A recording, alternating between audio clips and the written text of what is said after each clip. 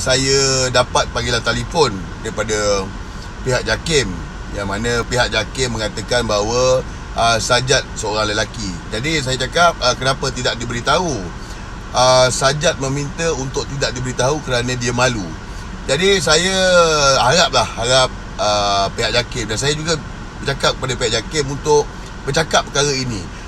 Perkara ini tidak boleh disimpan, perkara ini tidak boleh dirahsiakan, perkara ini tidak boleh dibiarkan. Jika Sajat telah mengaku dengan bapa dia lelaki, maka perkara ini perlu diberitahu kepada rakyat. Perkara ini perlu diperjelaskan. Bukannya JAKIM menikos seolah-olah macam telah disogok oleh betina Sajat Pondan.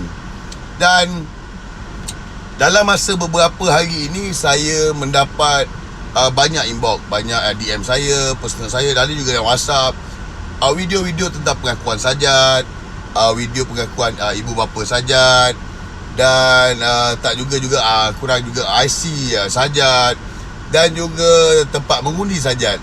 Dan bila saya rungkai semua, saya dapat satu benda yang mana pada awalnya Sajat mengaku Sajat adalah pondan.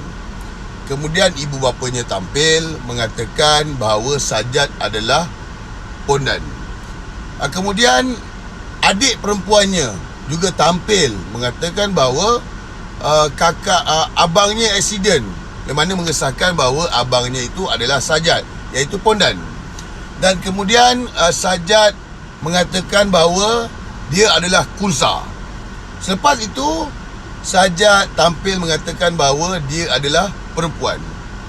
Dan perkara ini akhirnya bila Sajat bertanya kepada lembu, Sajat bertanya lembu, adakah Sajat ni lelaki ataupun perempuan?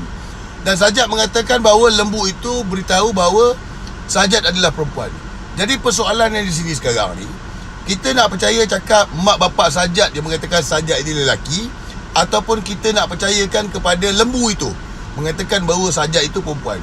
Jadi saya harap kita semua dapat fikir, kita nak percaya cakap mak bapak Sajat yang mengatakan anaknya itu lelaki, ataupun kita nak percaya cakap lembu yang mengatakan Sajat itu perempuan.